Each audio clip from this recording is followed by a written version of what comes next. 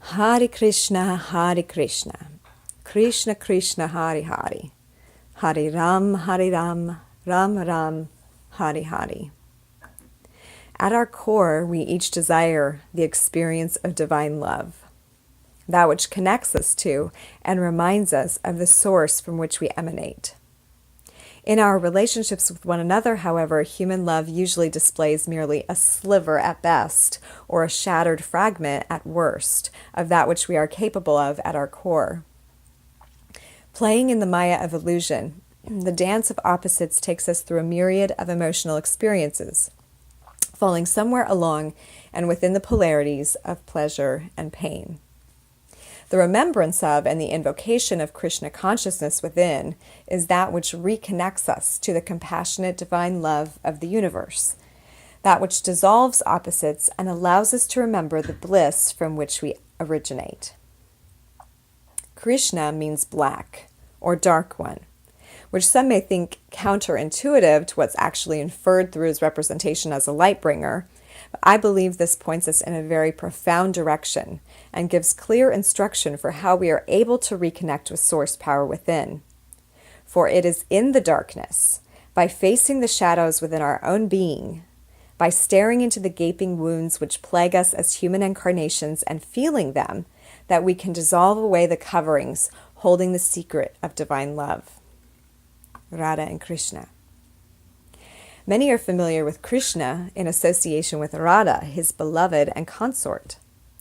In the stories of Radha and Krishna, though Krishna has many gopis who love and adore him and who he loves, it is Radha who is his supreme counterpart and the most devoted of all his beloveds.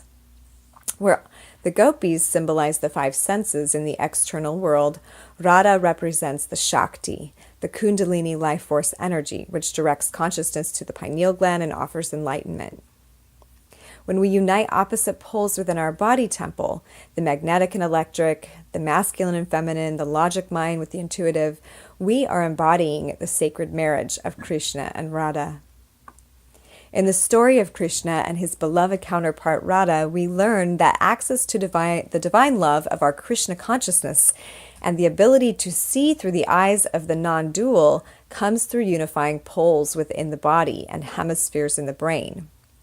Therefore, connection to divine compassionate love is a natural process, which can be experienced if we are willing to take the steps necessary to unite with our beloved within and ascend the Kundalini upwards through various practices such as yoga, martial arts, or other devotional acts.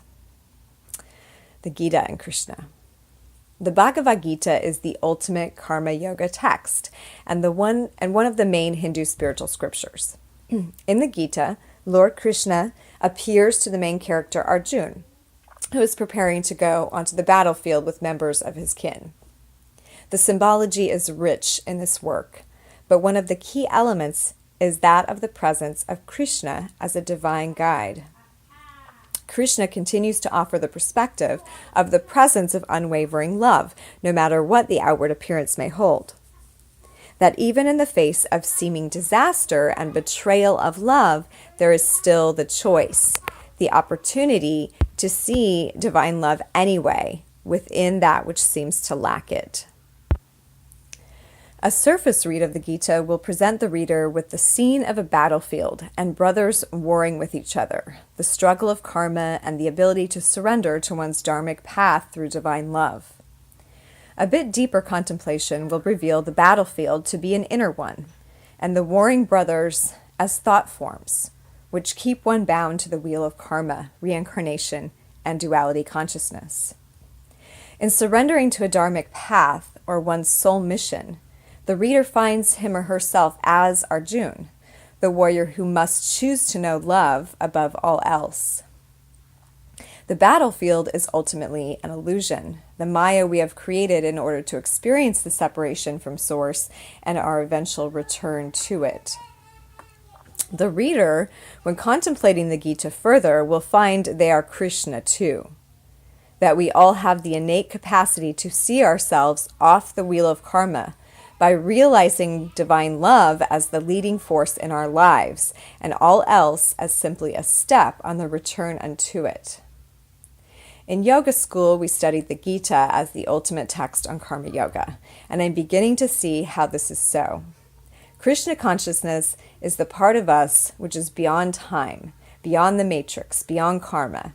It is the aspect within us which knows that the dance we play in, the Leela of reality, is just that, a divine play meant for our enjoyment. Karma is the effects of action, which can show up in either a positive or a negative way.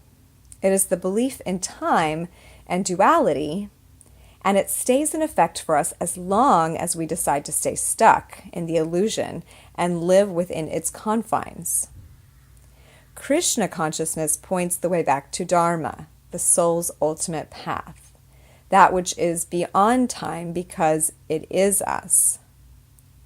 When we are free from karmic illusion, we realize that we are the Dharma. Arjuna is the human mind, wishing to understand the battle he is to be a part of and is resisting. He does not want to fight his own family, though Krishna reminds him that it is his dharma to do so. In my interpretation, Krishna is the infinite eternal aspect of us, who knows that we simply must do battle with the lower mind. We must face every thought form and karmic tie, which families are and represent, and conquer them, in effect, by living authentically true to our soul essence. Krishna in the world today. In this very potent time we are living in, Krishna consciousness is a state of divine devotion and boundless love that we are just beginning to see start to push its way into the reality before us. It is as though this state of ecstatic divine love has been in hibernation within the hearts and psyches of humans, that perhaps we were not even allowed to access this graceful, limitless love again in this world until the ages turned, yet again, toward that of truth and disillusionment.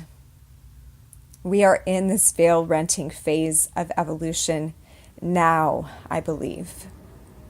And Krishna's awareness of the non-dual, found within the observer eye with heart on the one, is again emerging within us all. In the most practical way, I am seeing Krishna play out in my life in the form of some work I've been doing in order to realize love more fully. This work I do with my integrative consciousness coach, Lisa Kay, her work is absolutely cutting edge and extraordinary. The assignments she gives me and the questions she poses to my consciousness are asking me to integrate duality at the deepest level in order to find the love that I seek is truly living within me all the while. The more that I'm able to see how those who come into my reality are showing me exactly what I need in order to open more fully to love, the closer I get to seeing the divine manifest in front of me. Krishna is peeking into me daily. He is doing so through the eyes of those who show up to love me and who I may find bring me less than what I fully desire. Integrative consciousness work is asking me to look directly into the shadows, into the realm of the dark-skinned one, and dance there shamelessly. I have realized Krishna consciousness more profoundly in my life since beginning to work with Lisa than at any other time in my life. In order to invoke Krishna consciousness into your awareness and into your life now, you could say something like this.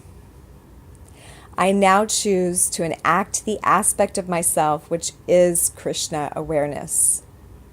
That part of me that knows that divine, eternal, compassionate love is the only truth existing, and that all else manifesting in my perceived reality is merely an attempt to get me to remember such. I call forth this boundless love from every cell of my body and into every breath. I ask that it enliven my words, blaze from my eyes, and emanate from my heart in every interaction I have this day, so that all beings with whom I commune will remember with me this love that we are, and dance with me in it. I say to that part of me which is Krishna, who resides in the unseen dark void of my being. Come forth and bring with you all of my fears and shortcomings, all of my wounds and regrets, so that I may soothe them with the balm of this eternal love ever oozing from my core. I ask that when in the presence of others, that my Krishna state commune with theirs, and that we may all become more aware of the fact that we are all just walking each other home to love.